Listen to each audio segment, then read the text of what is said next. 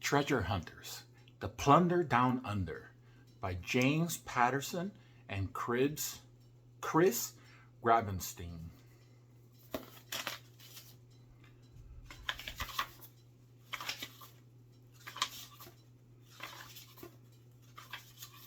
Part 1, The Wonders Down Under. Chapter 1. You know what's between the Hawaiian Islands and the island continent of Australia? Water. Lots and lots of water. Half an ocean of the salty, seaweedy stuff. We were sailing the whole way because Mom and Dad had promised us that we kids would one day, before we grow up, explore every single continent on the planet.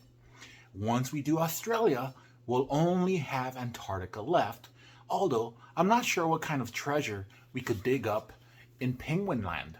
Maybe a pirate ice chest filled with popsicles.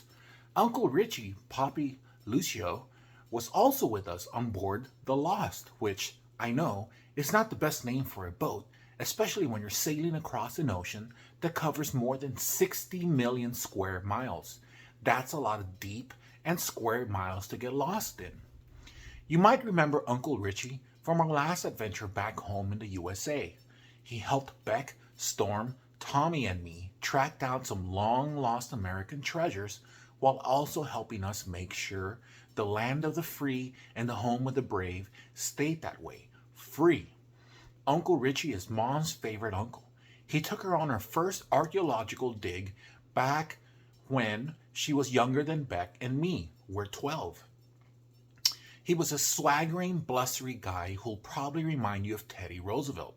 Not that you've ever met Teddy Roosevelt, but you know what I mean. "Land ho!" shouted Storm from her perch up in the bow. "It's the coast of Tonga. I recognize its volcanic peaks." Of course she did. Our big sister Storm has what they call a photographic memory. Once she sees something, like a topographical map of the coastline of Tonga, a Polynesian country east of New Zealand, she never forgets it. "Bully Storm!" shouted Uncle Richie. "Always keep your eyes on the stars and your feet on the ground." "It's daytime, Uncle Richie," Storm shouted. "Back, there aren't any stars, no ground either. This is a boat." "Ah, a very keen observation, Storm.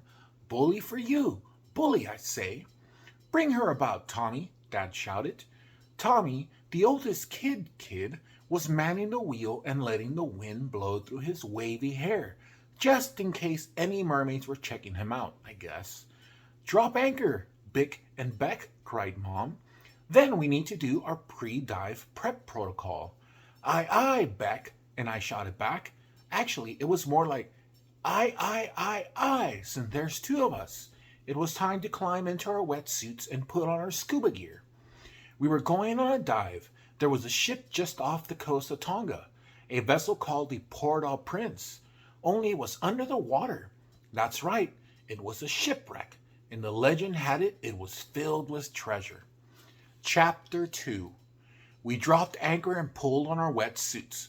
Well, everybody except Storm and Uncle Richie. Neither one really liked getting wet. They were kind of like cats that way. Sort of made the whole seafaring, ocean-going thing a little tricky for them. "We shall remain on board and guard the treasures that this noble vessel already holds," Uncle Richie proclaimed dramatically, pointing one finger towards the sky. "We'll probably also fix ourselves a sandwich," added Storm. "Indeed," said Uncle Richie. "Tuna and rye might be nice." As we dug out our scuba gear, Storm gave us a quick lesson on the Port-au-Prince shipwreck. It was a British privateer, she said. "Cool," said Tommy. "Pirate ships are always loaded with pirate booty, and not the salty, cheesy kind they sell in the supermarkets. Privateer ships are different from pirate ships, Tommy," Storm explained.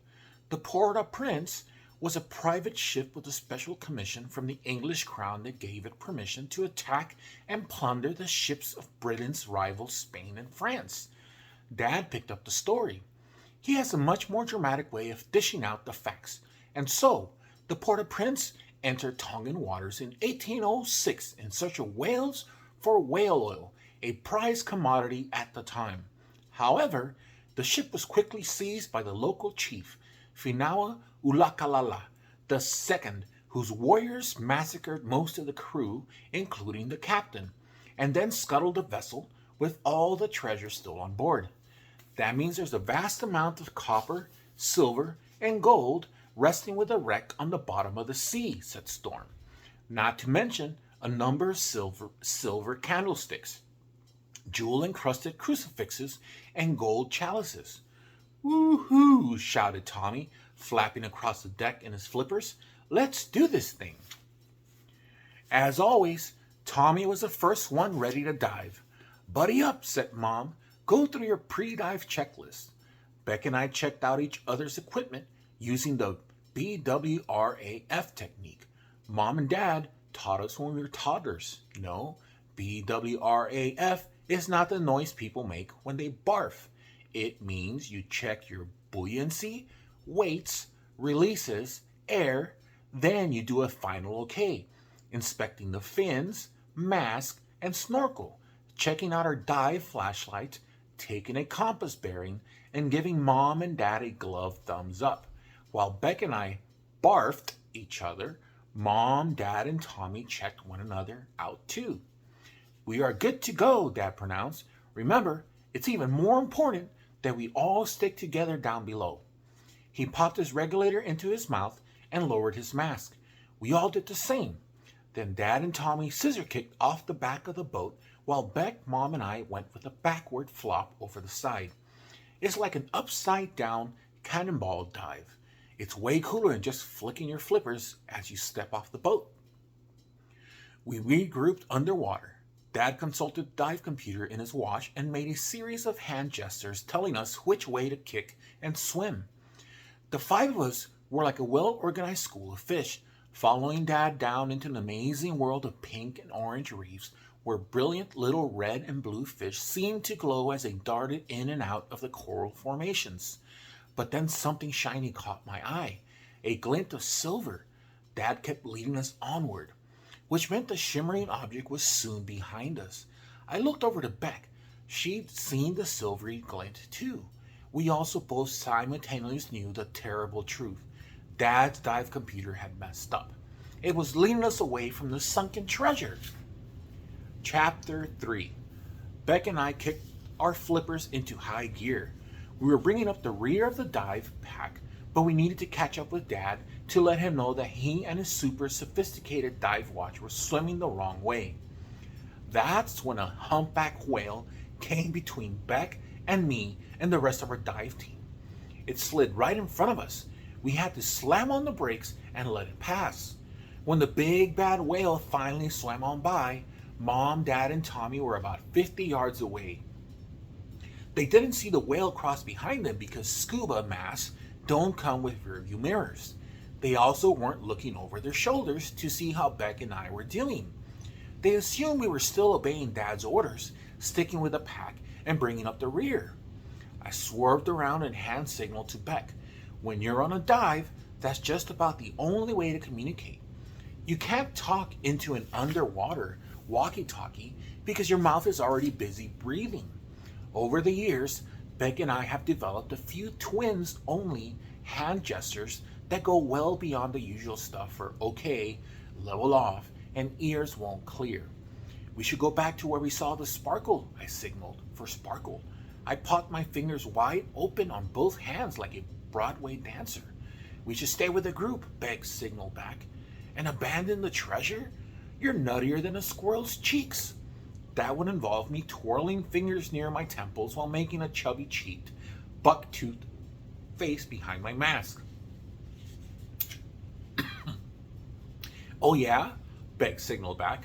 You're nuttier than a pecan pie on the 4th of July. I think that's why her rapid series of gestures meant. And just like that, we erupted into our first ever underwater tin tirade.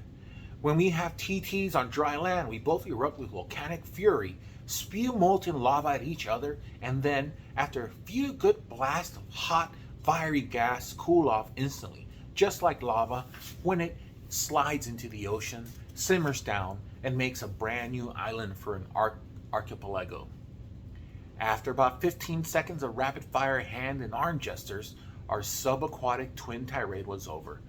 Beck and I decided to go semi-rogue and retrieve the treasure from the spot we passed over earlier. We figured Mom and Dad would forgive us once we showed them how they'd swum right past the shipwreck without seeing it. Beck and I are younger than Mom and Dad and Tommy. That means our eyesight is sharper. We swam back to where we'd seen the silvery glint.